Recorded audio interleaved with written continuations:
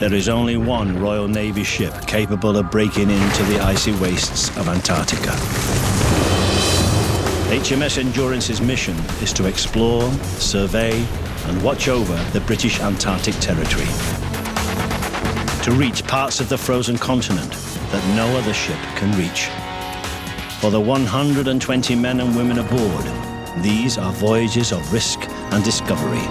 One of the world's last great adventures. It will take them to the remotest corners of the harshest place on Earth. And this year, waiting for them at journey's end, is a disaster that could take Endurance and their very lives.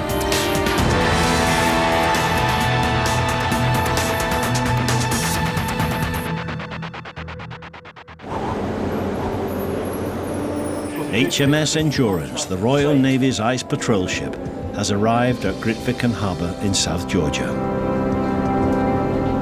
In temporary command while the captain is on leave is Executive Officer Tom Sharp. It's been a busy 3 weeks for the ship and crew. Endurance's Royal Marines have completed the Shackleton Walk across South Georgia. A team of British Antarctic Survey scientists have gathered valuable data on climate change and seal populations. And the helicopters have been hard at work, transferring loads and personnel around the island. But back on board, something strange has been happening. Beards have been appearing everywhere. Okay, what's going on?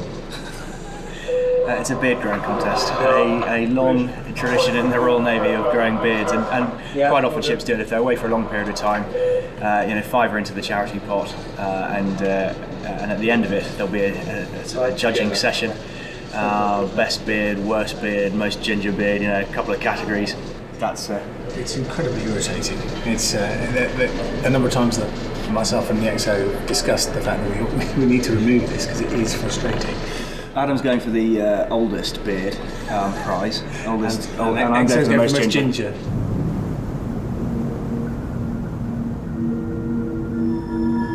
Tomorrow, Endurance heads for Chile, where she plans to spend Christmas.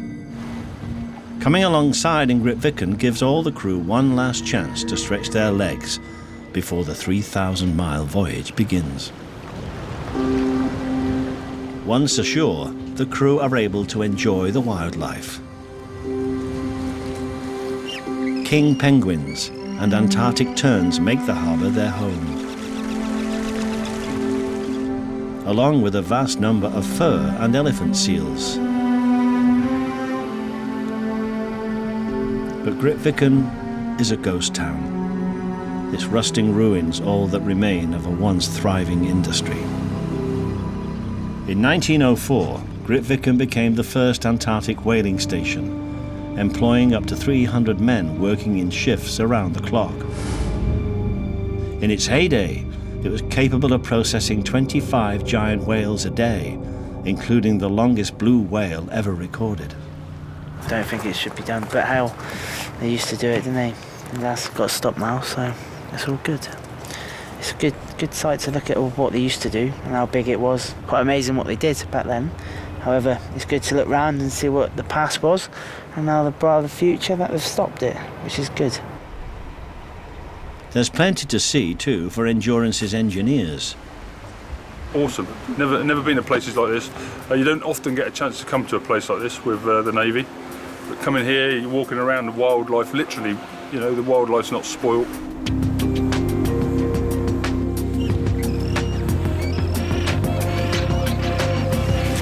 It's time to head back to the ship. With a long voyage across the treacherous seas of the Southern Ocean ahead of them, dry land will soon be just a distant memory.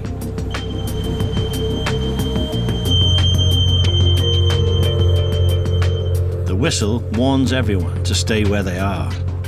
It's 7 o'clock, and Executive Warrant Officer Andy Pilbury is doing the rounds. Known as the EWO, Andy carries out a nightly inspection of all the different compartments of the ship, including the crew's cabins. What are you looking for? Generally, initially, has the cabin been cleaned It's not to be any high standard, but it needs to be hoovered, rubbish ditched, no dust around, the bed's clearly made, and we're checking generally for securing for sea as well. And any sort of valuable personals, mobile phones, wallets, stuff like that loafing around. Whilst we haven't got an issue with sort of thievery on board, it's best not to leave the stuff out anyway.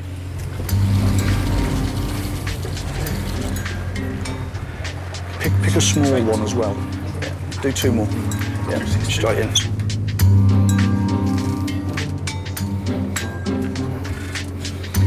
Should rip that off anyway as a matter of principle. Okay, and the bathroom again. Massive difference between female and male cabins. The males is cold and nothing, and girls are out. Okay, nice. The standard's pretty good. Bear in mind we've been at sea for the best part of 2 weeks. We've had some relatively calm weather down here, which is when the standards tend to slip because they take for granted that it's secure. It's not bad at all. Not bad at all, to be honest. So I'm quite happy at the moment.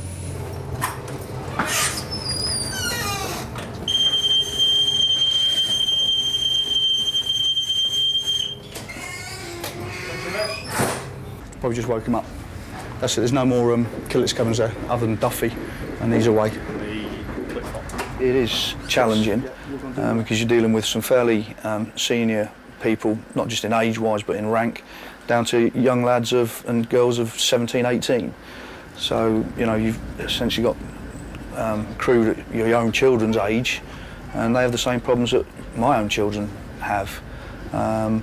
All the way up through to the captain and XO, who clearly aren't so much of a burden, let's say. Evening, guys. Everything good? Yeah, not too bad. I think I enjoy working with the young sailors. They're good fun. I like to have a chat with them and a joke with them, and they're generally good people. They are some good lads, and I just enjoy the camaraderie of being at sea. Anyway, Taff, how you doing? How's that beard coming? That's right. That's that too good. Can I keep it, can I? No, you can keep quiet, that's about it. No, can I keep the beard? I think it's pretty good. Doesn't say good, No, that's about 3 weeks. Good job it's competition, Taff, or that'd be I off. got another 2 weeks left, or 3 weeks left, yeah? You weeks, yeah.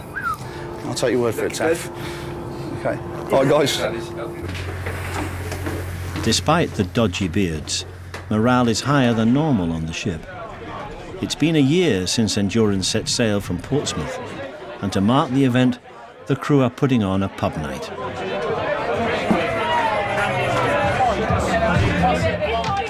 It's the one occasion when all ranks socialise together.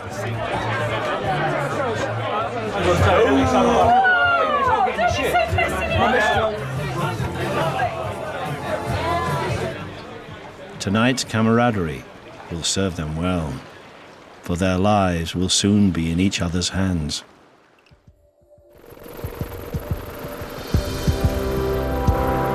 The next morning, Endurance set sail.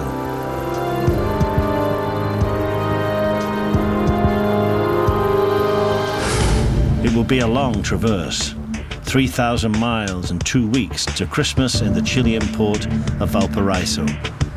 The journey will take them around Cape Horn and across some of the roughest seas in the world. But the crew are looking forward to their Christmas break. We're now getting to our standoff, and materially, mechanically, the ship is starting to show signs of needing a little bit of time alongside. We've been running on 2 engines almost non-stop now for 3 or 4 weeks. She needs a rest, and we need to do, and so does her people.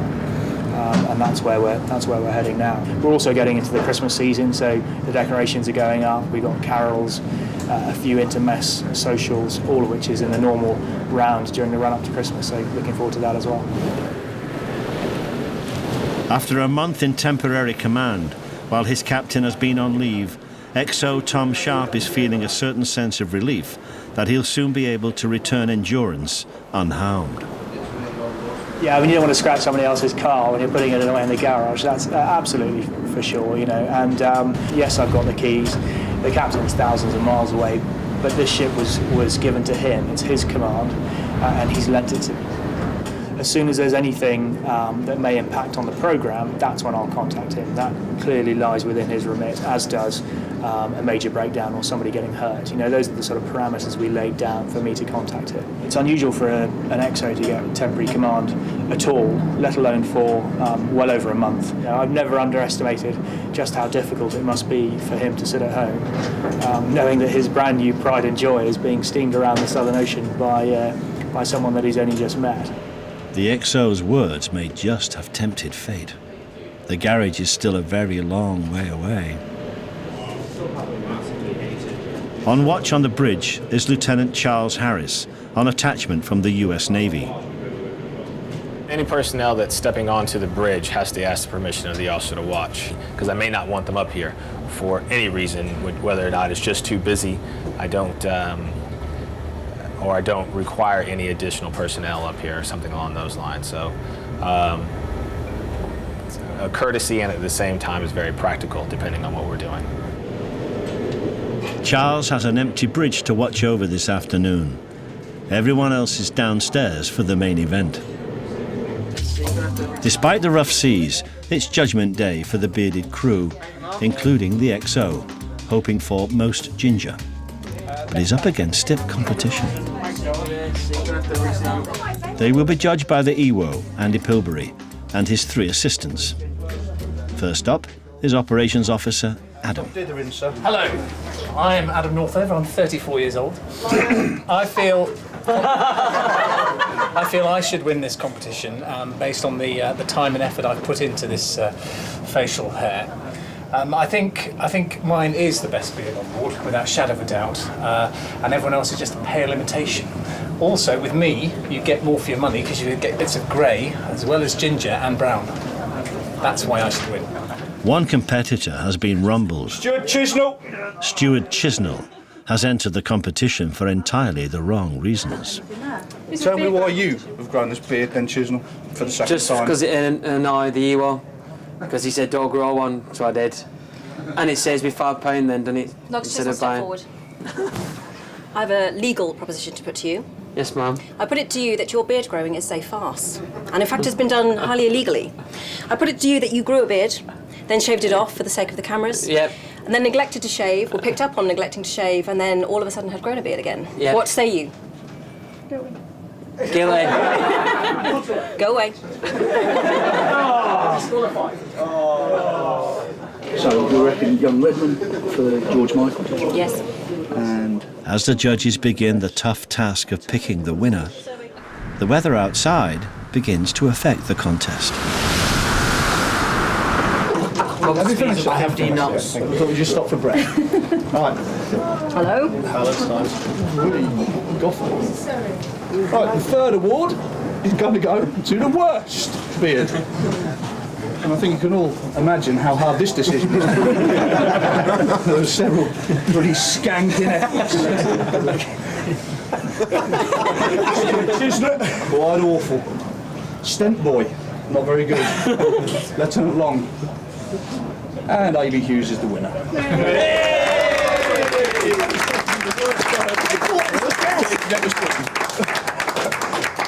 So the grand finale, the best beard grown on board. After 5 weeks of growth, it's time to announce the winner. Would you like to announce the winner? I would, thank you, sir. The winner is...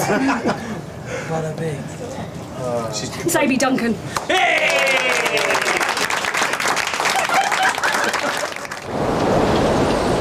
It's the morning of the 16th of December. As the ship rounds Cape Horn, the weather continues to get worse.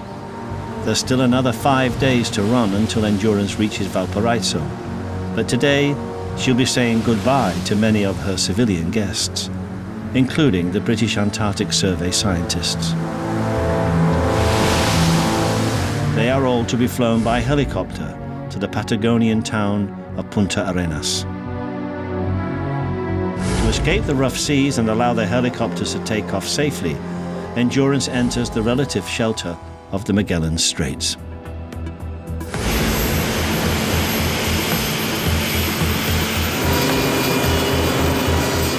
The 2 Lynx helicopters spend the rest of the day putting most of the guests ashore.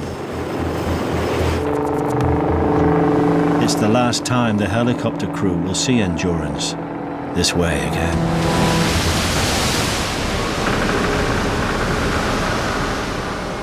Such a busy work period, you know, and we thought we were on the home straight. You know, passage back, no problems. The trip into the canal was just to shorten the distance for the helo to land our people to Punta, and that's where the incident took place.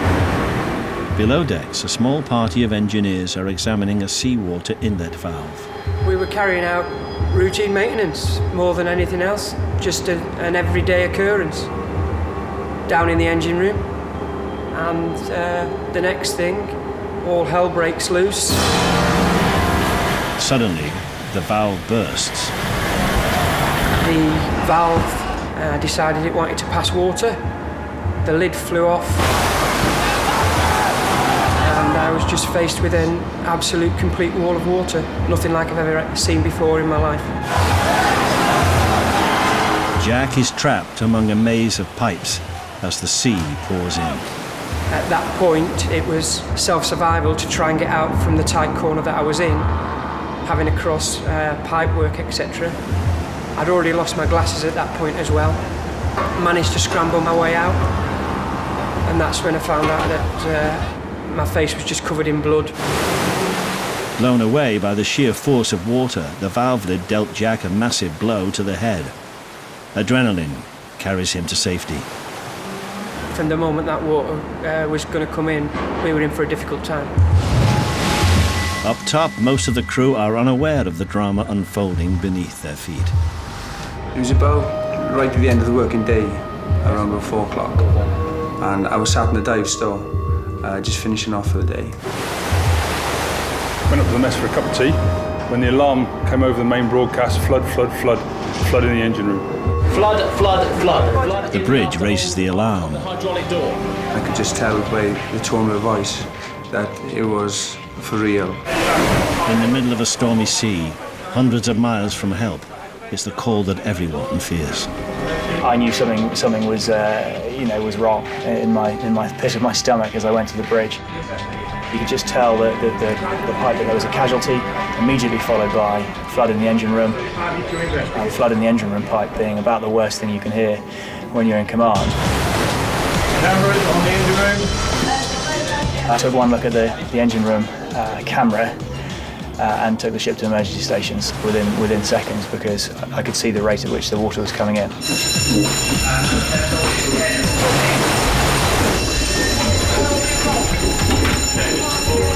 Chief Engineering Mechanic Kev Hewson rushes to the scene. Went into the engine room, the water level was already up to my ankles. There was a fountain of water. That's all I can describe, just a big fountain of water underneath the main deck. The sea is flooding in on the far side of the engine room. The enormous force of it makes it almost impossible to reach the valve. Absolutely pouring in. I tried to get into there to try and stop it. But the water, I actually got to the source of the water, but it was just too great and it was washing me away from it. Somebody had a portable pump, so we managed to get it into the deepest part of the engine room as we could. Started pumping almost, well, what we consider to be straight away. By the time that was deployed, the water level was up to my waist.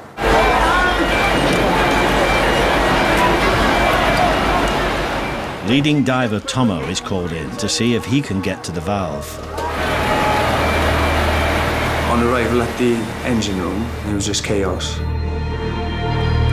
The water level was rising fast. It's all down to time. If the flood can't be stopped, it'll be the end of Endurance. I had a quick brief on what I needed to do to isolate the ingress of water coming from the saltwater tank. We got told, don't isolate this, the ship is going down. I managed to get across, I'd say about 20 metres to the saltwater tank. I got to it, but the pressure of water coming in was just immense.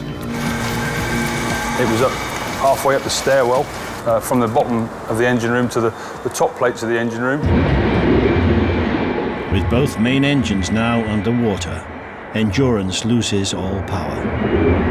By this time, all the lights had gone off in the engine room, and that's when I decided to turn around and just get out of the engine room as quickly as possible.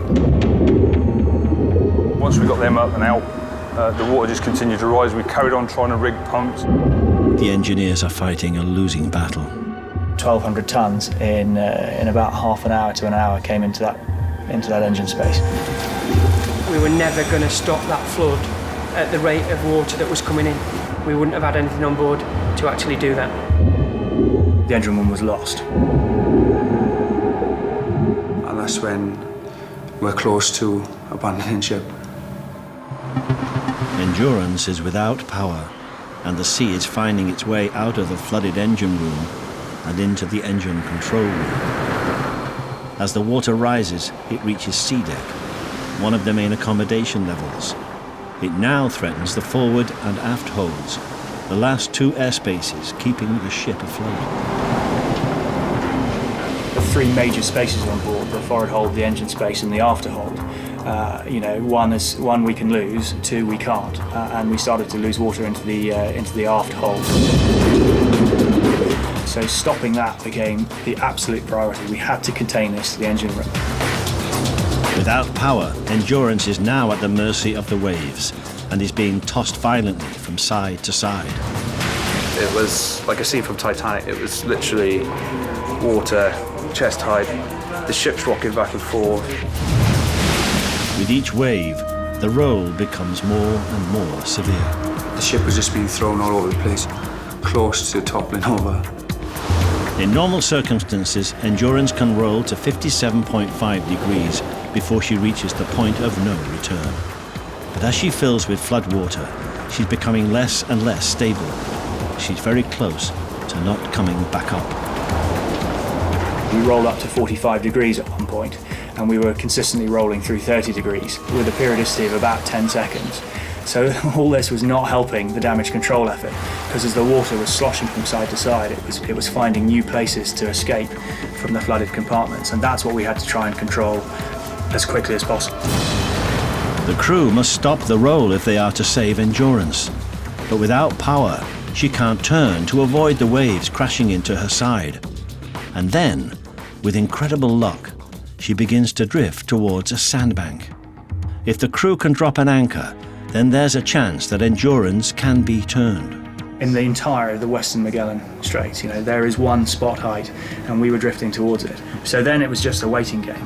Let's and see if the anchor catches on this. If the anchor holds, the force of the waves will swing Endurance around to point into the sea. It's the only hope of stopping the deadly roll. By now, of course, we're planning on how to get off, because if that doesn't work, that's our last available option, is how to get off the ship. Able seamen Reimer and Burke are sent to drop the anchors. I went straight onto the forecastle, the front end of the ship, got both anchors ready for letting go, and once the command decided when they wanted to drop it, that's when we let it go. Normally at that depth we'd lower the cables out in a controlled fashion, but being as it was literally off break and the whole cable was shooting out. Sparks flying out the hose pipe, flames, so it was really dangerous. It was pretty hairy. It's the scariest time I've ever had to drop an anchor in my life. Against all the odds, Endurance's anchor embeds itself in the sea floor. The anchor held, and the time when it became apparent that the ship's head was now swinging around into wind was a big moment in this whole process. The waves that had been working against the ship now drive it around on the anchor line. Facing into the wind and waves, the ship's deadly roll begins to lessen. And that was a big relief. Not only were we now relatively safe from the motion, from the drift, we were now into wind, and whilst we were still pitching, it was nothing like the roll that we'd had before, so we could now stabilise the entire situation. With night fallen and the ship rolling less violently, attention switches back to sea deck. Rescue tugs are on their way, but won't arrive until the next afternoon. It's down to Endurance's crew to save her. It was all hands in, let's save the ship. But their task is a formidable one. Pretty eerie sight, especially with the lighting down there. It was just emergency lighting, so it was really, sort of gloomy, dark. Quite scary at times. The crew grab any buckets and containers they can find and form a human chain down into sea deck. It was just a line from the after hold where people are bailing all the way up to the quarter deck where people are chucking the water over the side. All through the night and into the next afternoon, the crew continued to bail water. It was just non-stop, 14 hours straight, just bailing water. The crew fight a desperate rearguard action until they're neck deep in water.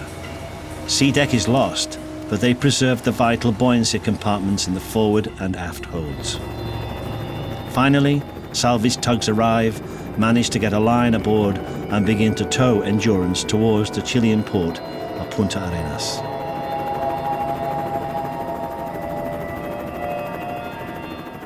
Sitting low in the water and listing heavily, the stricken vessel is still far from safety.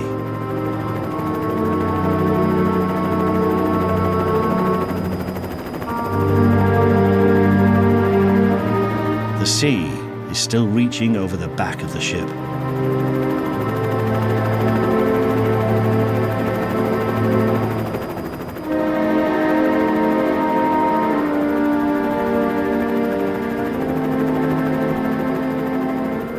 The tow lasts an incredible 30 hours.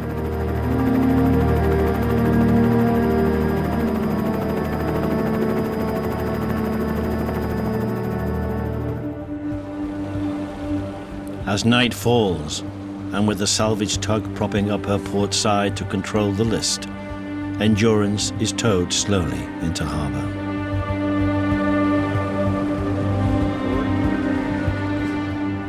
Still full of floodwater, she's guided into her berth.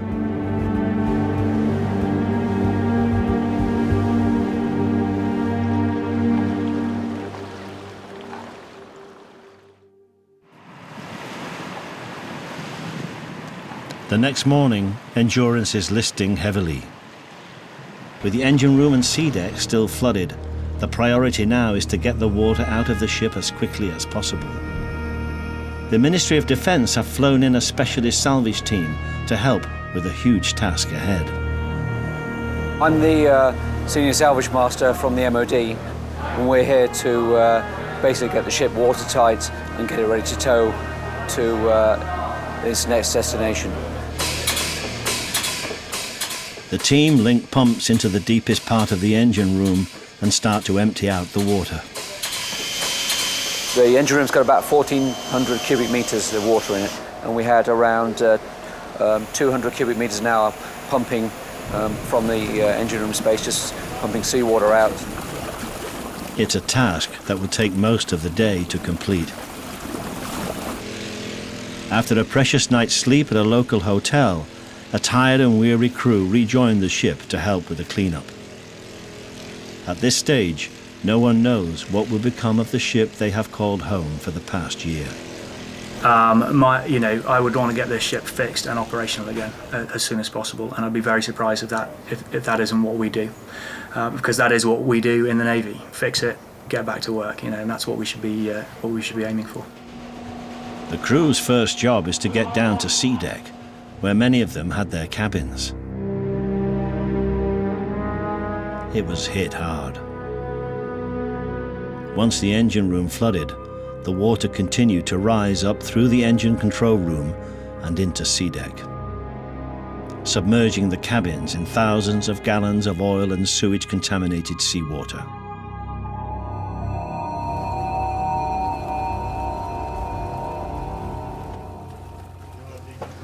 It is quite bad.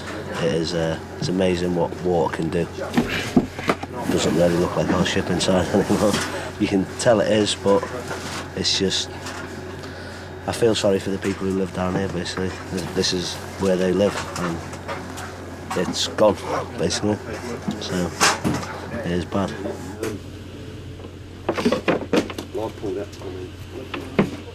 I'm standing in what was the cross passageway on sea deck accommodation area. This There's bulkheads all the way along, so walls all the way along.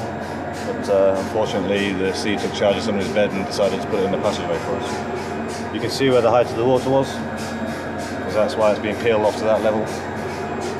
Yeah, a little bit different to when I was down here about 2 hours before it happened. Because the flood water was contaminated with oil from the engine room, everything in SeaDek is a potential fire hazard and must be removed. Just been moving stuff in and out of the SeaDek cross passage and SeaDek and ECO. All of it, more or less all of it's ruined. There's a few little bits where they're all careful. Most of it's destroyed. I think it's horrible. It's a bit, I know, it's just horrible.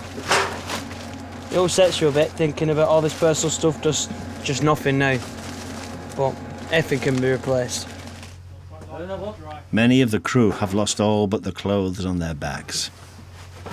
I've lost every single possession I had on board the ship, you know, and it is my life basically. On an 18-month deployment, you make your cabin your second home, and what I own on board is what I'm stood in now. Everything has gone. SeaDek was lost, but the actions of the crew saved Endurance from sinking. They saved the ship, you know, be in no doubt that the actions of HMS Endurance Ships Company saved the ship from sinking. There's no question about that. The initial effort, you know, I mean, heroic, you know, is a strong word, but there were undoubtedly things going on that were heroic, because the likelihood of getting trapped in a space like that is really high, and yet they just kept going in. They kept going in, trying to stem this flow. Amazingly, during the entire ordeal at sea, there was only one injury. Jack Russell, who was hit by the valve lid at the beginning of the flood, is back working on the ship. As one of the senior engineers on board, he knows it could have been far worse.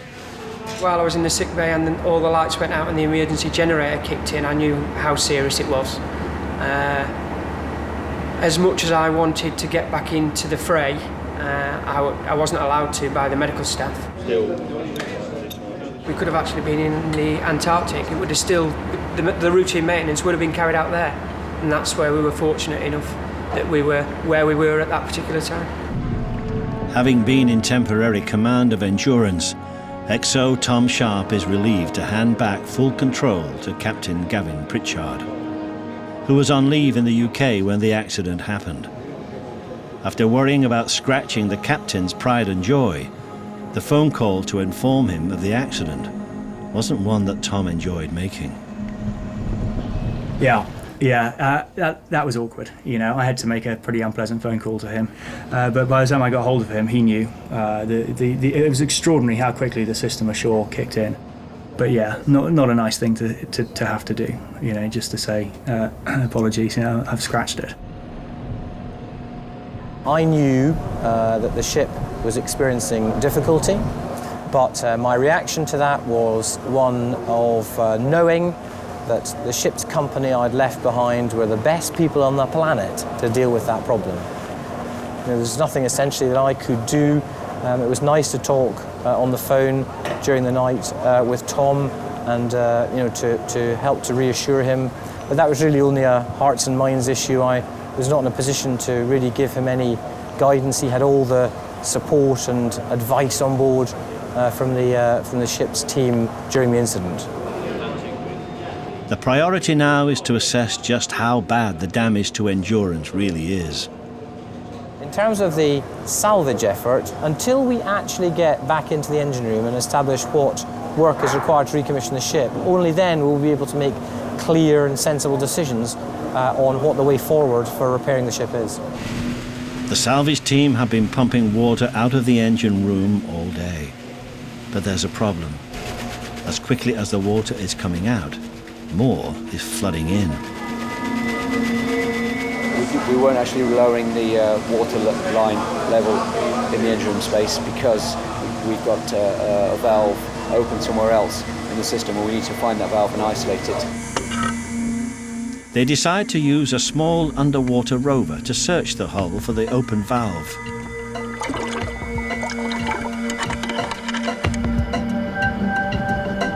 The rover is controlled remotely from the quarterdeck. staff have given us their log of where they think all the valve positions were set before the incident happened.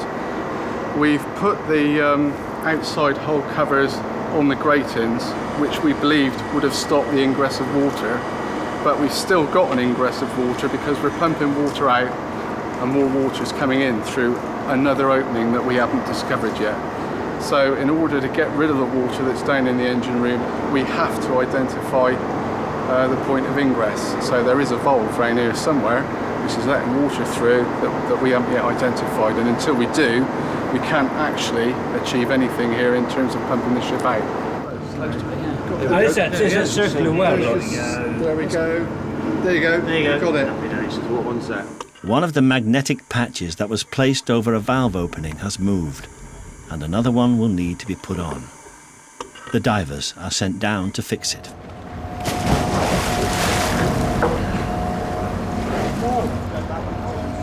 If we get those patches on, get the pumps running, and we'll start back where we were and carry on, hopefully get the engine room drained. So depending on what we see on the patches, we should be restarting pumping in the next couple of hours. The dive team manages to repair the patch. So we found the leak. There was 4 holes on the port side, and we managed to stop the leak. We're starting to pump out now. So the ship's watertight from the outside anyway. The hull's watertight, and hopefully the level of water is just going to drop. A larger pump is brought in and passed down through a supply hatch into the engine room.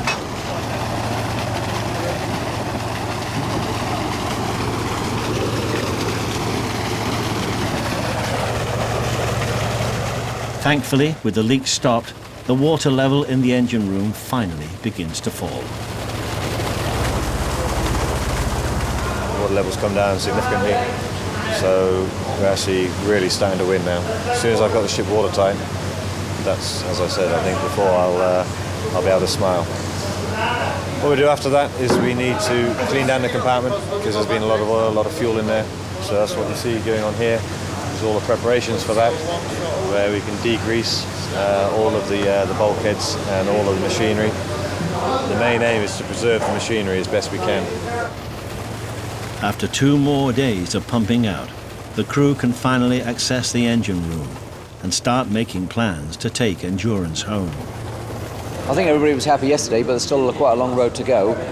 We're happy that we'd pumped the water out and seal the ship, but there's still quite a bit of work to do in cleaning and preparing for the tow, so it was a good 2 to 3 days hard work for everybody before she's ready to leave from Punta Arenas. XO Tom Sharp heads down to see how the cleanup is getting on. Right, this is very slippery. Once in the huge space of the engine room, it becomes clear just how close Endurance came to disaster. Okay, here we are in the main engine room. This whole compartment, 1,200 tons, and it took about half an hour to fill up. And what you can imagine, that when the water was coming in there at 1,200 tons an hour, people were down there trying to bung that hole up, and with the ship rolling around, this is not a pleasant environment to be. What you can hear in the background there is a diaphragm pump, quite a small capacity one, probably 15 tons an hour. So we're sucking out every last bit of oily muck and totally drying it out before we will be given permission to tow the ship. But you can see from around you just the kind of state we're in. They may come and have a look in and say, actually, we can clean this off, dry it out, and you're back in business in a few months. Or they may come and have a look and say, that engine will never work again, we need to replace it. The crew must get rid of all traces of salt water from within the drive shaft and engines before they seize up. And all the windings and electrics must be thoroughly covered in degreasant to try and preserve them for the future of the ship. As regards to night and secure, Engineer Kev Hewson is relieved to be salvaging what they can from the heart of Endurance. it was devastating, really. You know, being the chief of the engine room, it was my compartment, and the stuff was just everywhere. The clean-up work's been really good. Most of the debris is gone now. The toolboxes are still down there, and we're just gathering around tools and putting them back in their tool drawers and stuff. And we're now preparing the engine room to go back to sea when they do the tow. Having battled so bravely to save their ship, everyone on board is desperately hoping that HMS Endurance can be repaired. After the work that this crew has done, I'd love to see this ship back at sea. That means restoring the engine room, restoring all the supplies, and I would love to be one of the first people to take her back to sea. I really would. It'd be a whole chapter in the Royal Navy lost if she doesn't come back to sea.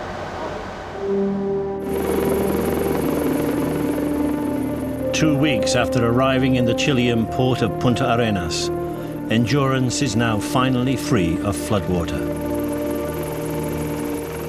She's almost ready for the 8,000-mile journey home to Portsmouth. Stand at ease. Right, relax, please, everybody, just gather around a bit. Captain Gavin Pritchard gathers his crew on the flight deck. Okay, right, what I wanted to do was just talk through a few bits. He needs to reassure them that their efforts have not been in vain, that Endurance will one day return to the ice. Now, I wanted to talk to you because I think it's important that you hear from me the ground truth on where we are and what comes next. Everything I have heard so far, and most of this is off the ship, not on the ship, is that the best course of action is likely to be that the ship is taken back to the UK and thoroughly repaired. Because if properly reconstructed and safely operated, there is no question to me that we can take this ship very easily back to where it was just a few weeks ago, in South Georgia or in Antarctica. So I hope that has dispelled some of the myths and the rumours, and for the time being, my central message, one is very, very, very well done for the outstanding effort you have put in to get the ship to where we are today. But secondly, I recognise the uncertainty, and we're trying to put that right by creating some sort of a meaningful plan for people in the short term. Okay, well done again, and thank you very much. Let's go, Lee.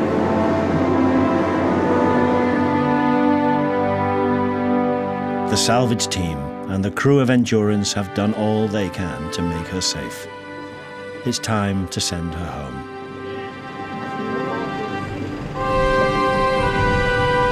Provided the weather's okay, the ship will leave here under tow today. And we're very much describing that as the first phase of the recovery of Endurance.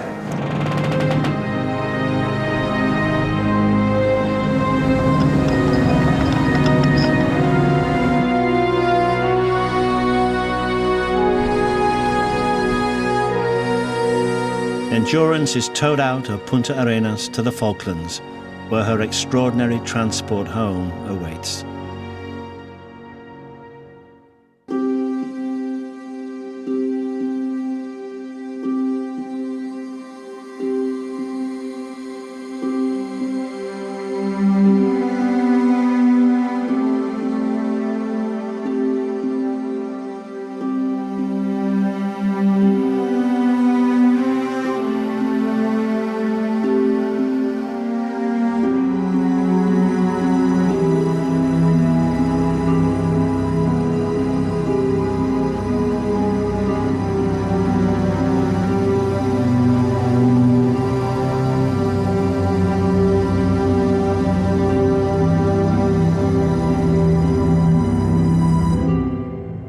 Carried piggyback on a massive transport ship, it will take Endurance a month to reach Portsmouth.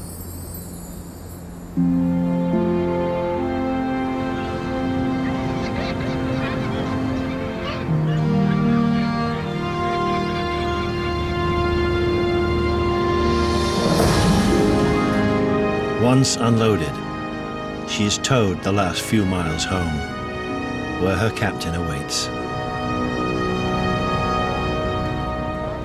Well, I'm very pleased that Endurance is safely back in Portsmouth now, and now we're into the serious business of refitting and repairing the ship. But in terms of a homecoming, it's not what you want at the end of an 18-month deployment. Traditionally, there'd have been families on the jetty and a band and a huge celebration. So it's not a traditional Navy homecoming. It's essentially a lifeless, cold move. And And I think that's a little bit sad. Now that she's back in Portsmouth, half the crew, mainly based around the engineering department, will return to the ship to help with the repairs. Despite their ordeal, many of them are keen to be on board when she goes back to the ice. The ship will go out on trials for machinery and the general exercise. So the confidence in the machine will be built, but their confidence in themselves is already there, you know, and particularly to do what they've done at such a young age as well. You know, their confidence should be sky high. They did well. Endurance still has a job to do. Endurance is the only ship in the Navy that can do the roles that are tasked for the Southern Ocean patrol vessels. She's the only icebreaker. So yeah, it's got, if they want that task done and the roles that we've been doing, then it has to be us. It's as simple as that. She's a sturdy old campaigner, and she'll be back to life very soon. Captain Pritchard boards his ship to take command once more. Ahead lies a high-level inquiry to discover why Endurance came so close to disaster. In the coming months, she'll be taken into dry dock, and the serious work of investigating which parts of her can be repaired and which will need replacing will begin. What the captain and all his crew want is simple: to have Endurance back where she belongs, patrolling the ice of Antarctica.